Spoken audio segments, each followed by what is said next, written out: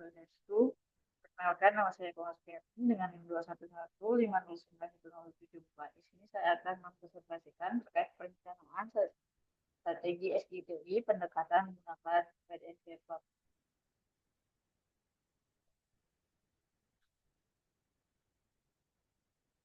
PDN. Metode ini itu merupakan suatu kerangka kerja dalam manajemen teknologi informasi atau TI yang menetapkan keselarasan antara strategi bisnis dan strategi TI untuk mendukung pencapaian tujuan organisasi. Pada pendekatan ini mencakup perencanaan strategi TI yang melibatkan analisis peran bisnis dan teknologi, sehingga TI dapat digunakan secara efektif untuk mendukung visi dan misi suatu organisasi. Tata kelola TI menjadi elemen penting dalam pendekatan ini, meliputi pengelolaan risiko, pengawasan, serta kebijakan dan prosedur yang memastikan penggunaan TI berjalan optimal. Dengan menggunakan metode ini, berbagai faktor pengembang dalam bidang sistem informasi yang berpengaruh langsung terhadap organisasi baik internal maupun eksternal. Pada analisis ini dapat menemukan suatu formasi pengembangan dalam menyusun strategi baru, sistem informasi atau teknologi informasi, dan selanjutnya dapat dijadikan suatu pengembangan perencanaan sistem informasi atau teknologi informasi.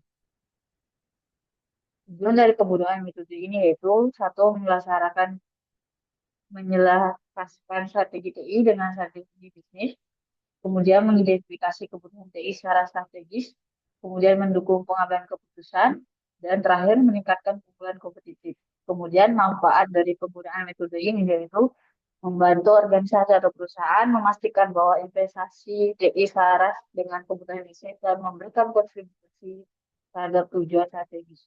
Kemudian membantu organisasi mengendali dan memanfaatkan peluang teknologi baru yang relevan dengan kebutuhan bisnis. Kemudian memberikan kerangka analisis yang kuat untuk mendukung keputusan strategi terkait prioritas, kalkulasi anggaran, dan pengelolaan portofolio proyek TI. Dan yang terakhir itu mendukung organisasi untuk tetap kompetitif di pasaran dengan memanfaatkan teknologi untuk menciptakan nilai tambah.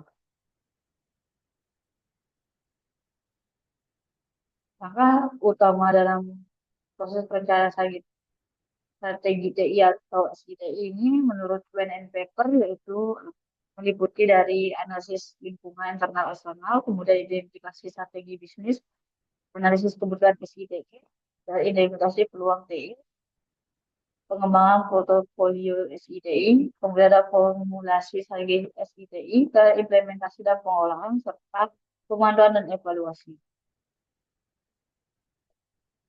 Kemudian analisis alat dan teknik yang digunakan dalam pendekatan WNPT itu meliputi analisis SWOT, kemudian pesta analisis, kemudian value chain analisis, seperti Success Factory, McFarland, bisnis proses analisis, kemudian dalam portfolio analisis, dan shortcut, kemudian gap analisis, skenario planning, dan IT beda tempat. Selanjutnya itu adalah contoh pengimplementasian menggunakan pendekatan When and Paper pada suatu organisasi. Nah, di sini saya mengambil pendekatan pada perusahaan PT Karya Prakasa yang di mana perusahaan ini sudah menggunakan pendekatan When and Paper untuk mengelola perusahaannya pada bidang teknologi informasi yang di mana perusahaan ini berdiri tahun 2020 dengan kegiatan utamanya yaitu pembuatan produk aplikasi antrean yang di mana Antrikin. Yang di mana Antrikin ini merupakan aplikasi antri yang di mana orang-orang dapat mengambil antrian dan memonitoring antrian tanpa harus datang ke tempat atau bisa dilakukan secara daring apapun dimanapun. Kemudian langkah pengimplementasian dari perusahaan ini yaitu dengan uh, langkah pertama dengan menganalisis lingkungan eksternal dan internal, kemudian mengidentifikasi strategi pada perusahaan, kemudian mengidentifikasi peluang TI-nya, selanjutnya menganalisis kebutuhan isi TI, setelah itu menganalisis formulasi strategi isi TI. Kemudian ada kelebihan serta kekurangan dan tantangan penggunaan metode When and Paper ini.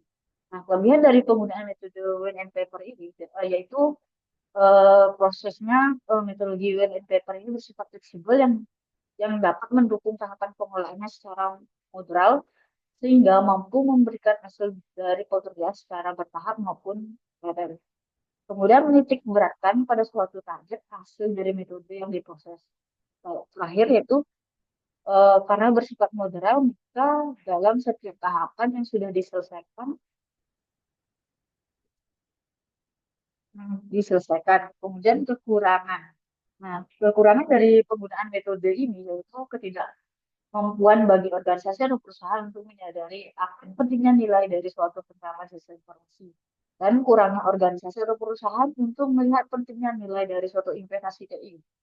Nah, tantangan dari penggunaan metode WNI paper ini yaitu lingkungan bisnis dan teknologi yang berubah cepat secara serta analisis strategi yang dilakukan berdasarkan data saat ini maupun tidak sepenuhnya relevan dalam jangka panjang.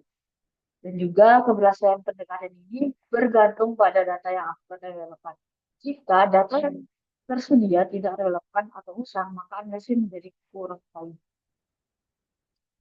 Terakhir, kesimpulan dari penggunaan metode WNPP ini yaitu yang dimana metode ini menyediakan suatu kerangka kerja yang komprehensif dalam mengelola teknologi, informasi atau TI untuk mencapai kesetaraan antara strategi bisnis dan TI. Lalu langkah-langkah yang sistematis ini meliputi analisis lingkungan internal dan eksternal, identifikasi strategi bisnis, serta analisis kebutuhan. Strategi mampu membantu organisasi menciptakan strategi yang mendukung tujuan bisnis untuk mencapai keunggulan kompetitif.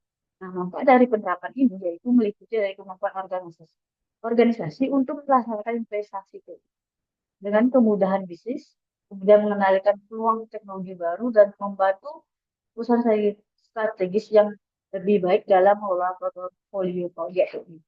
Dan menjadi alat dan teknologi seperti analisis SWOT, Bristol, dan shortcut dan lainnya, dan memberikan wawasan yang diperlukan untuk mengoptimalkan strategi pada suatu organisasi maupun. Jadi itu saja yang bisa saya presentasikan. Kurang lebihnya mohon maaf dari yang para pesan. Om Santi.